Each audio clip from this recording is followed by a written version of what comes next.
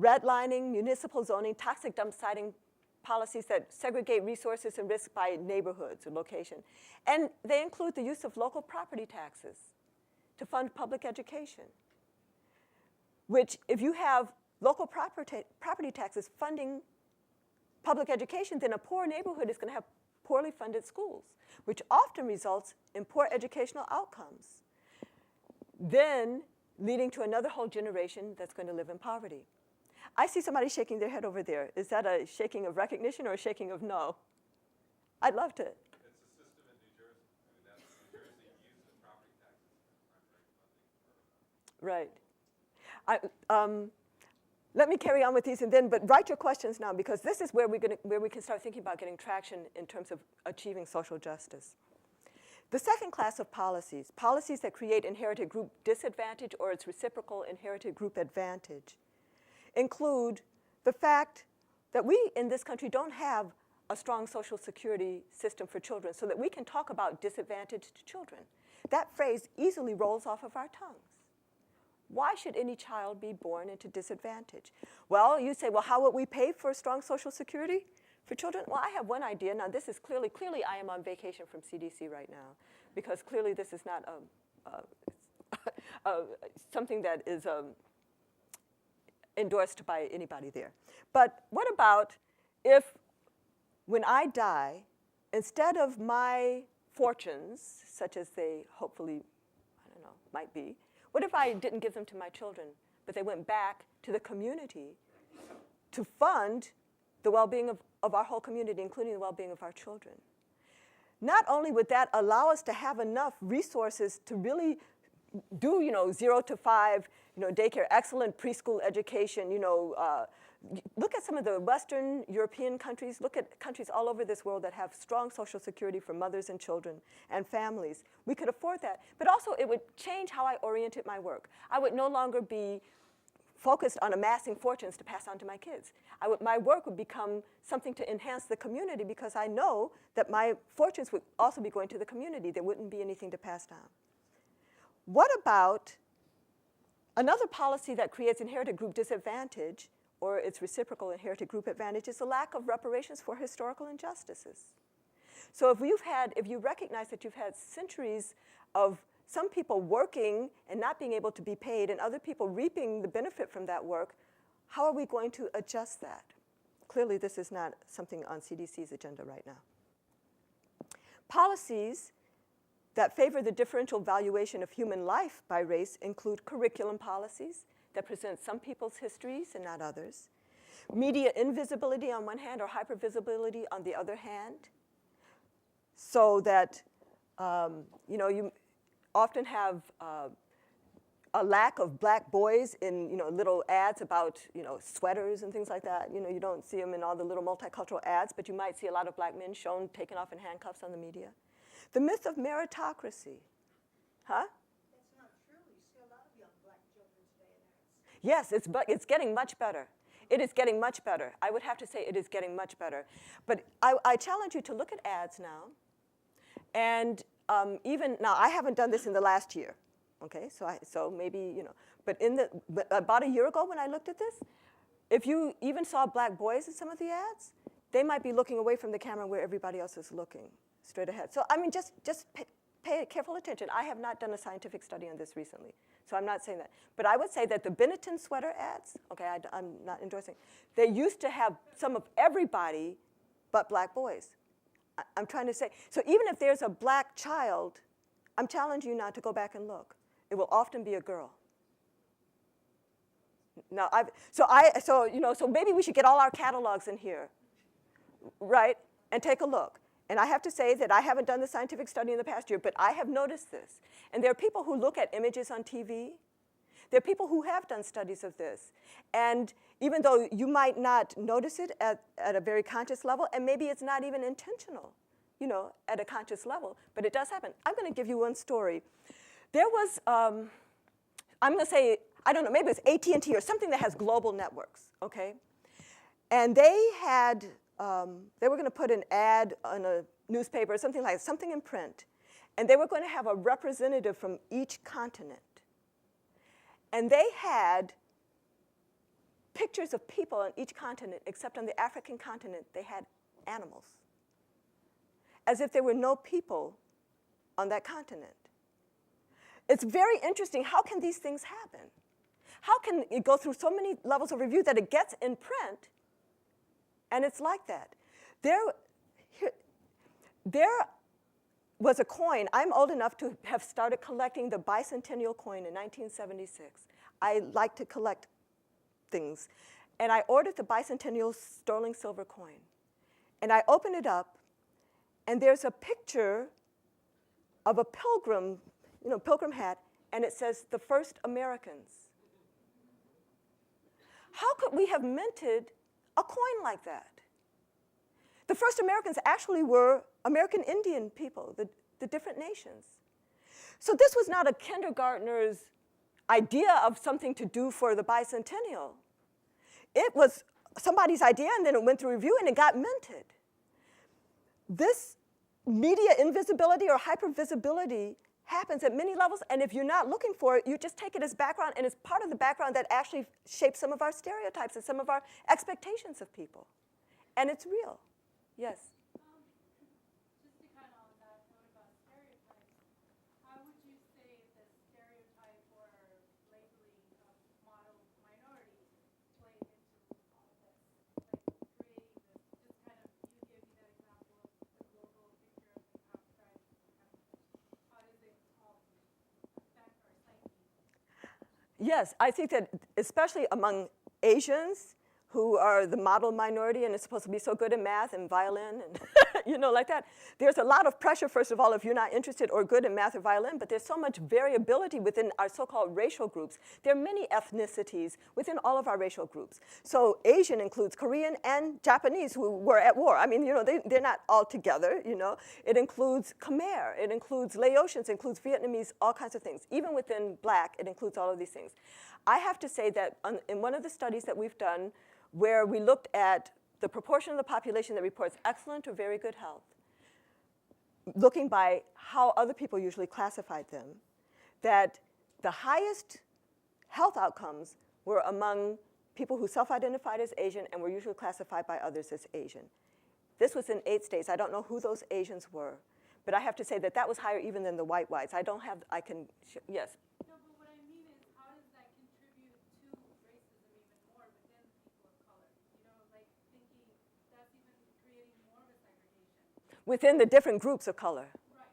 Oh, because of the competing stereotypes, and then one person feeling, oh, you're being favored over the other, and that type of thing. Right, and compared to white racism by whites to other communities. So it's kind of, I feel like it makes it even more complex, because then you have people of color who tend to internalize some of that. Yes. Look at each other in this stereotypical way. And I think that I think that that is true. And I think that you have prejudice and discrimination at lots of levels.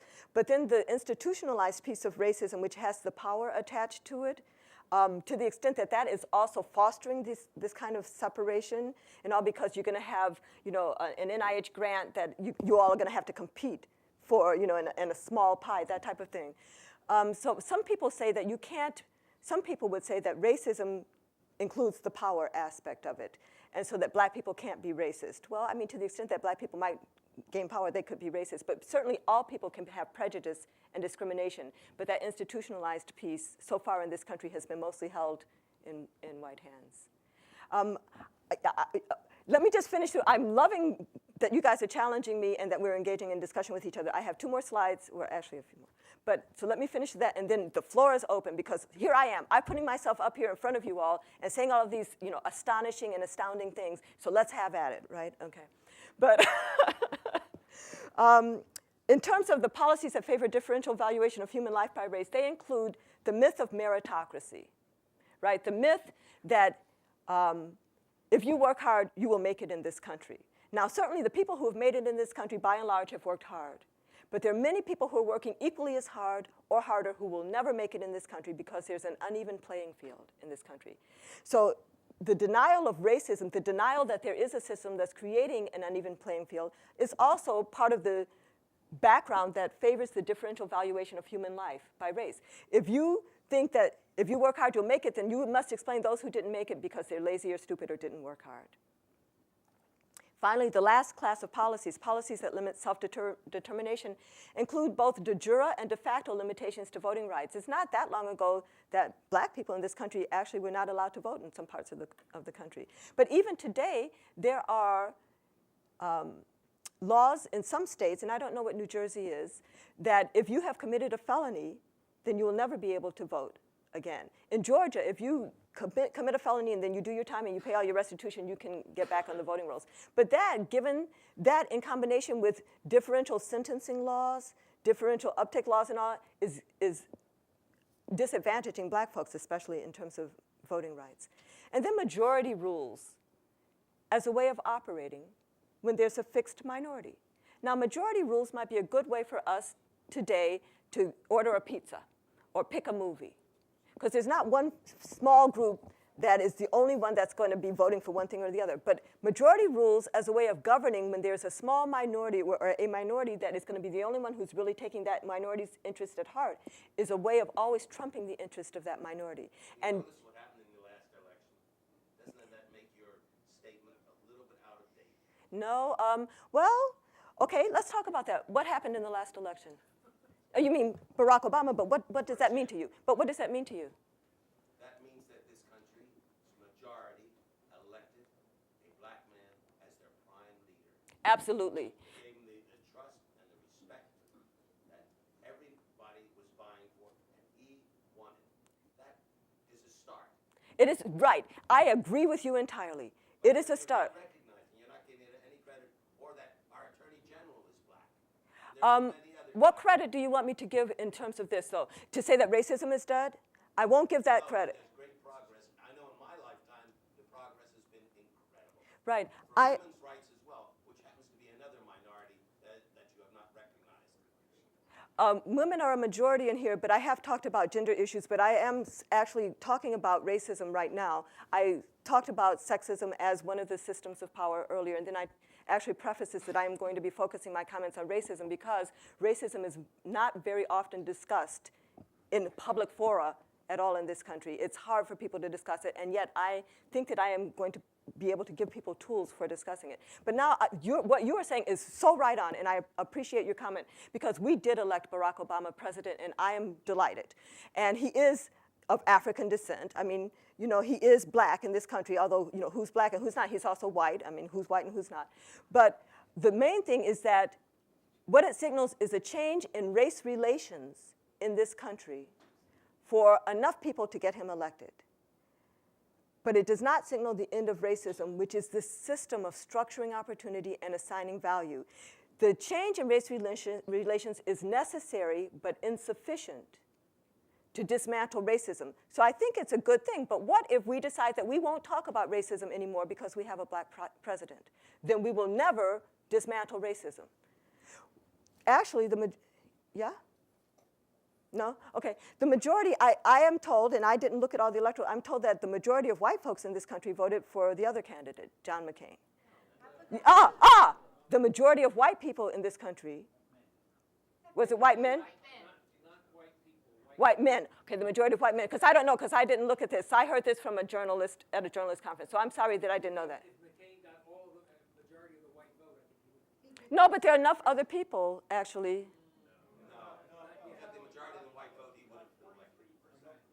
So what? Somebody who knows the numbers, tell me, what was it? Somebody tell me. I don't know the specific numbers, but McCain got a majority of the white men. But the white women, Got the white women. he got the majority of white women? Oh, that's outstanding. Okay, so I didn't know that. No, that's outstanding. But what I'm saying is I'm not trying to say something about, I'm not trying to say something, when I'm saying these things, if you feel that, I'll let the people leave who need to leave.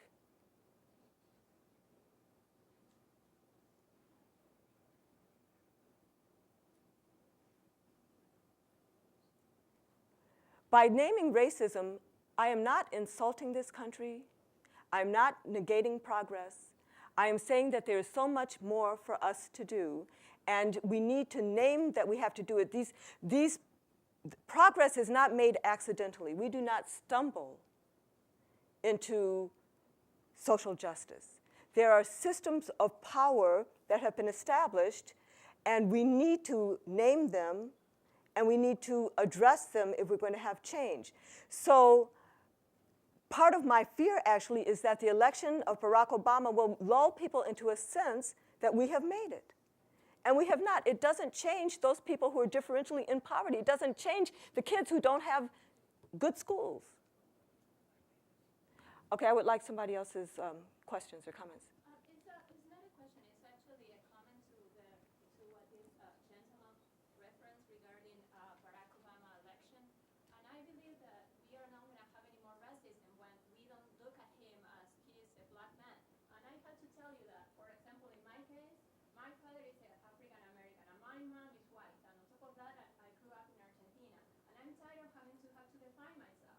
So I believe at this point, I honestly believe that it's not going to be any more racism when I can say, well, I'm just this person. Why do I have to be boxed for somebody else? Thank you. Other comments? I don't disagree with 99% of what you said, but I do have to agree with the gentleman that we are making progress. If you look at the television, every news channel across the country have black newscasters, which when I was little, no, never. You look at Right. the ads in the newspapers, you have black models, whether they're men or Right. women. Right. And again, this was never when I was a child. I grew up in an ethnic neighborhood, very ethnic neighborhood. I didn't know there were non-Italians in the world.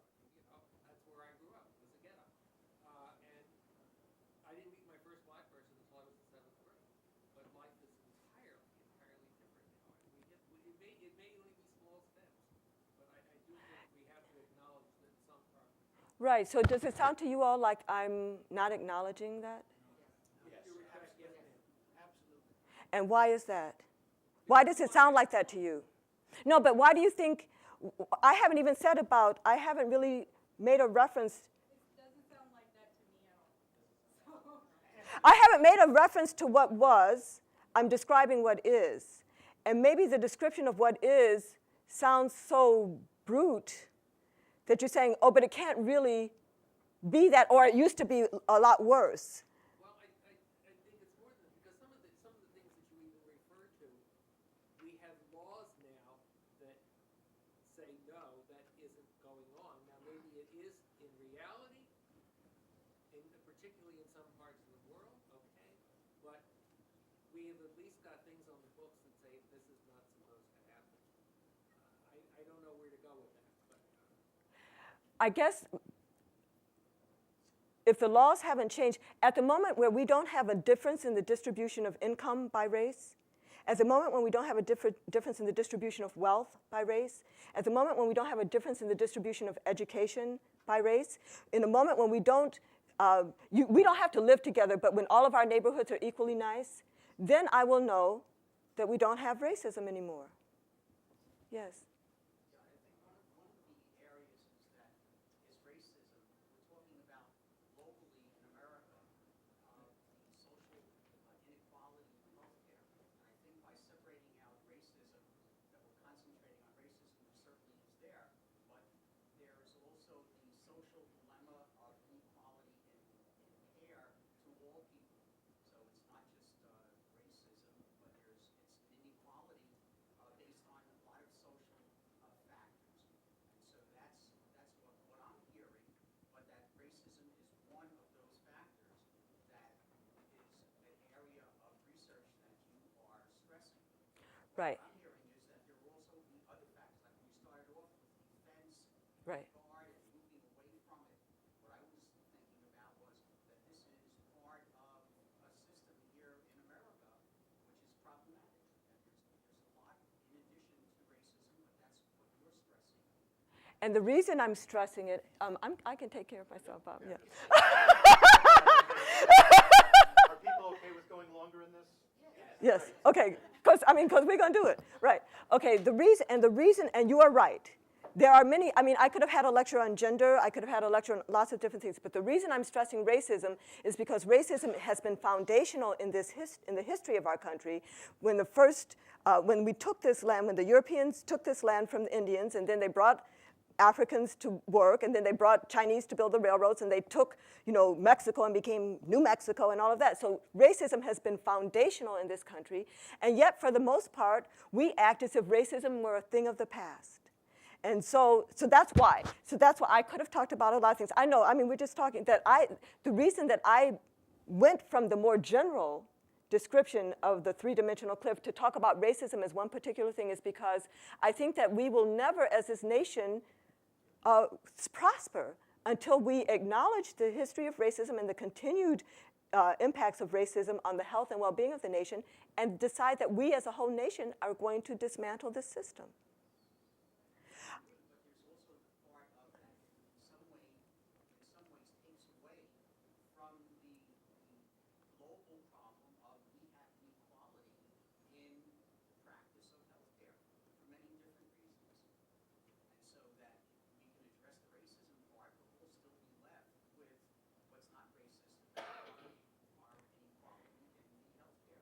Actually, if we address the things, the mechanisms of racism, probably healthcare will get better for a lot of people. It's even as if, when we started even affirmative action, which, maybe benefited a few people of color, but has had its biggest benefit for white women. Usually when we, the civil rights movement has had benefits for people all over the world. So if we could take this real big thing, this big elephant in the room, and address that, then I think we'll at least have guidance for addressing some of the other things.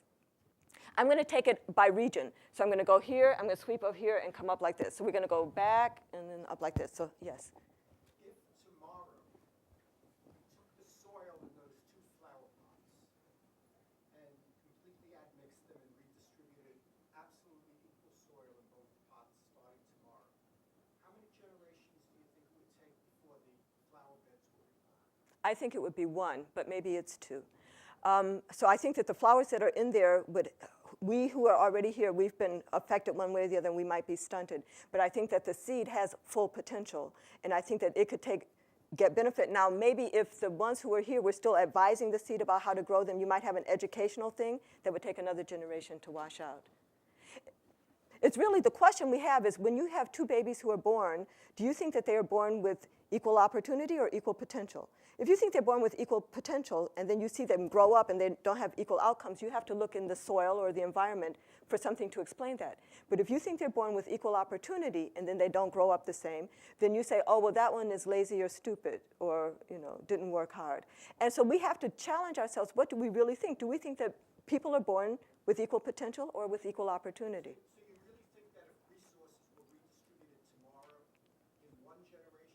I think if we took away, if resources and structures, this actually was the basis of my work in New Zealand. Not only do you have to do a one-off kind of reparation or whatever, but you also have to have the joint decision-making. You have to have self-determination. If you do resources and structures, yes. Why? What do you think? What do you think?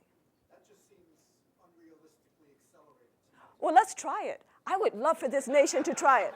And see, if we would just try it, then you could prove me wrong. Let's try it. That's what I say. Yes. I have two questions. First, society, I think, rests on certain, assumptions. One assumption is that that that a lot of Americans are not denied access to health care, like that gentleman said, for any number of reasons. And racism is just, one of the many. Like the accusation racism. Excuse me, can you speak up, please? The accusation racism is just one of the many reasons of the many of them offered.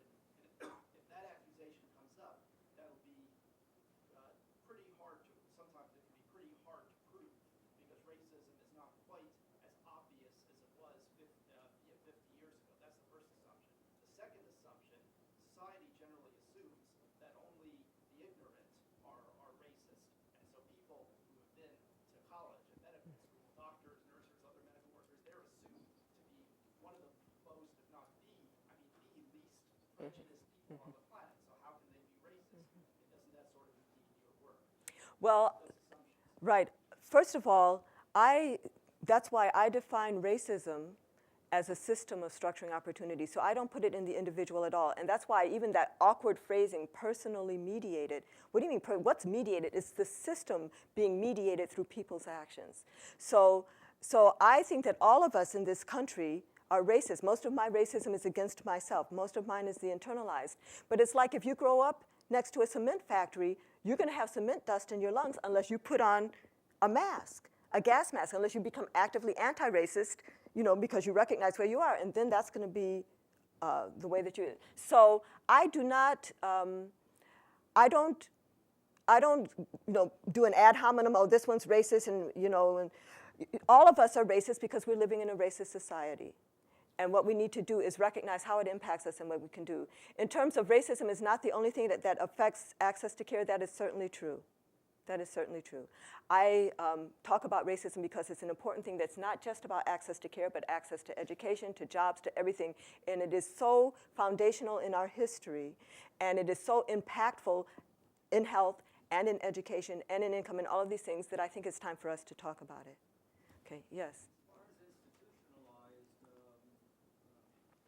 racism and other things, I'd like to try and get that together with where we're at, namely medical education and bioethics. As both a clergyman and as a 48-year resident now of New Jersey, a neighboring community, namely my community, Plainfield, New Jersey, had its 130-year-old hospital, Middleburg Hospital, cut out from the system that the Solaris group, two hospitals together, were there. I have the faint suspicion